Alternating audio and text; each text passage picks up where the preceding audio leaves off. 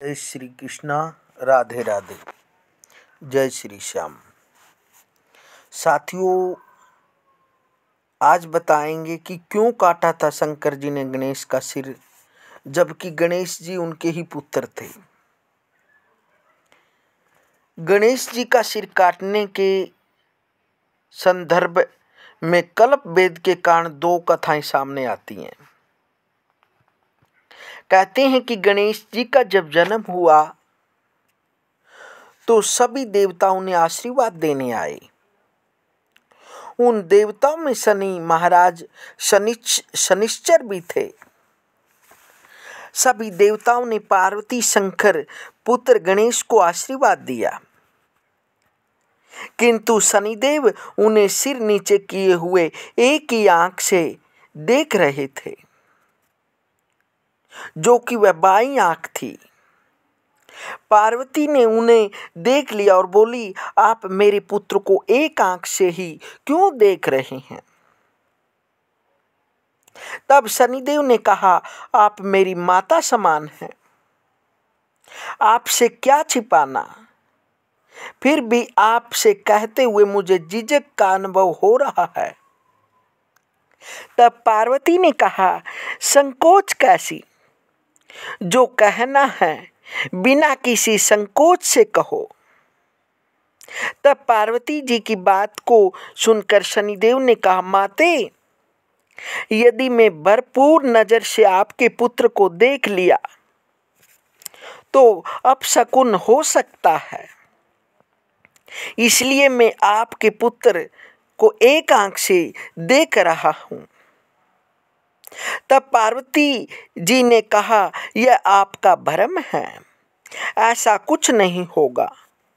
आप मेरे पुत्र को दोनों आंखों से देखो और आशीर्वाद दो। शनिदेव जी बड़े असमंजस में पड़ गए।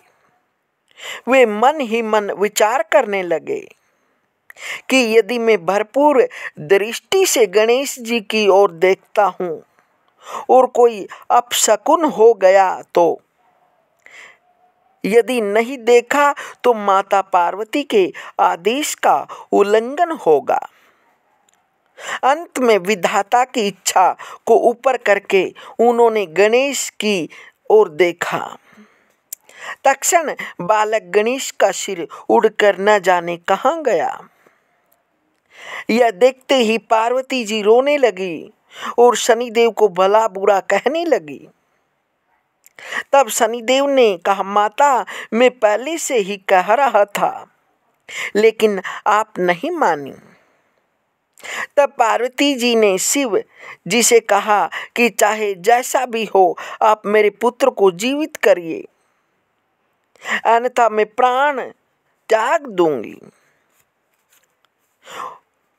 उस समय शिव जी ने विष्णु जी से कहा, आप उत्तर दिशा में जाएं।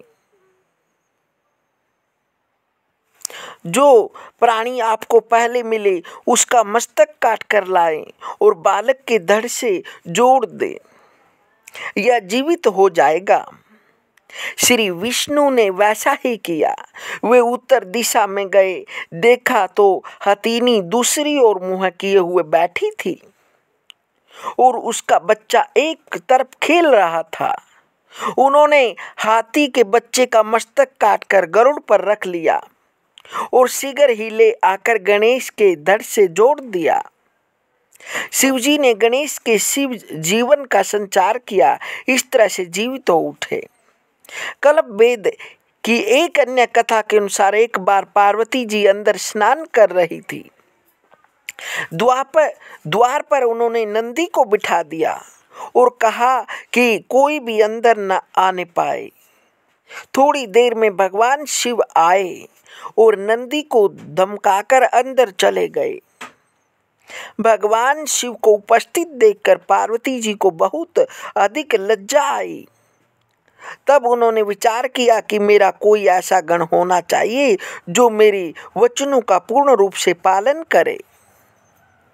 दूसरी बात, जब वे स्नान करने गई तब उन्होंने अपने शरीर के मैल से गणपति गणेश को बनाकर प्राण संचार की और कहा, हे पुत्र, मैं अंदर स्नान करने जा रही हूँ, कोई भी अंदर न आने पाए। यह कहकर पार्वती जी ने एक दंड गणेश जी को देकर शक्ति प्रदान की और स्वयं स्नान करने अंदर चली गई।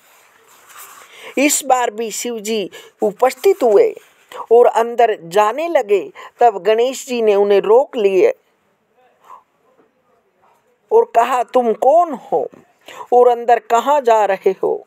तब शिव जी ने पूछा, हे बालक, तुम किसके पुत्र हो? बालक गणेश ने बताया कि माता पार्वती का मैं पुत्र हूँ। यह सुनकर शिव जी को महान आश्चर्य हुआ कि इस पुत्र ने कब जन्म लिया। फिर भी इस संदर्भ में वे कुछ न कुछ बोले, बल्कि अंदर जाने के लिए जब पुनः बढ़े तब बालक ने फिर रोक लिया। उसने कार्य से क्रोधित होकर शिव जी ने अपने गणों से कहा कि इस बालक को पकड़कर बांध दो, किंतु उन गणों को बालक गणेश ने अपने मुद्गर से पीट पीट कर भगा दिया। शिव जी ने देवताओं को आगे किया, किंतु वे देवता भी न टिक सके। तब शिव जी के क्रोध का ठिकाना न रहा। उन्होंने तुरंत अपना प्रलयकारी त्रिशूल उठा लिया। त्रिशूल के प्रहार से गणेश का मस्तक काट लिया। गणेश का मस्तक कटकर न जाने कहाँ चला गया। तब वे अंदर चले गए। शिव जी को आया हुआ देखकर पार्वती ने पूछा कि आप अंदर कैसे आ गए?